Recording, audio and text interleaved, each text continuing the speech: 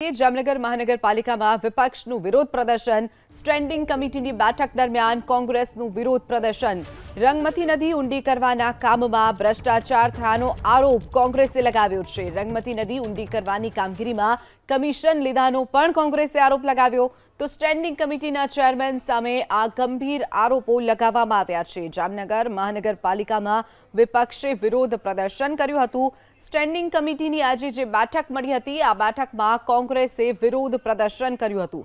રંગમતી નદી ઊંડી કરવાના કામમાં ભ્રષ્ટાચાર થયો હોવાનો સ્ટેન્ડિંગ કમિટીના ચેરમેન પર કોંગ્રેસે આરોપ લગાવ્યો છે. તો આજે સ્ટેન્ડિંગ કમિટીની જે બેઠક જામનગર મહાનગરપાલિકામાં મળી હતી, જેને લઈ અને વિપક્ષે વિરોધ પ્રદર્શન કર્યું હતું. તો સ્ટેન્ડિંગ કમિટીના ચેરમેન સામે ગંભીર આરોપો પણ લગાવ્યા હતા.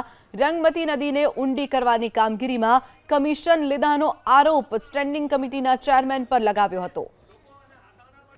એક મહિનાથી રંગમતી અને નાગમતીમાં જે ઊંડી ઉતારવાની વાત હતી, જે સંસ્થાઓ એને મહાનગરપાલિકાને સપોર્ટ કર્યો અને એના જે વાહનો ચાલતા હતા, વ્હીકલો, એના પૈસા પણ એને ચૂકવ્યા છે.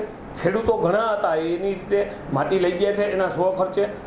એમાં પણ ક્યાંક ચેરમેનના પાવરે પોતે ઠરાવ કરીને 8.5 કરોડ રૂપિયાનું બિલો મંજૂર કરી અને એને કાળા હાથ કર્યા છે.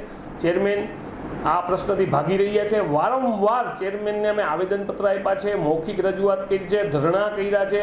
આજે પણ સ્ટેન્ડિંગ કમિટીની સામે સૂત્રોચ્ચાર કરી અને અમે એને જગાડવાનો પ્રયત્ન કર્યો છે. આજે અમે કમિશનરને એક પત્ર લખ્યો છે. એમાં 2 મુદ્દાઓ અમારા છે કે રંગમતી અને નાગમતી નદીમાં ભ્રષ્ટાચાર થયો છે, એ ભ્રષ્ટાચારમાં કોણ કોણ સામેલ છે એને બહાર લાવો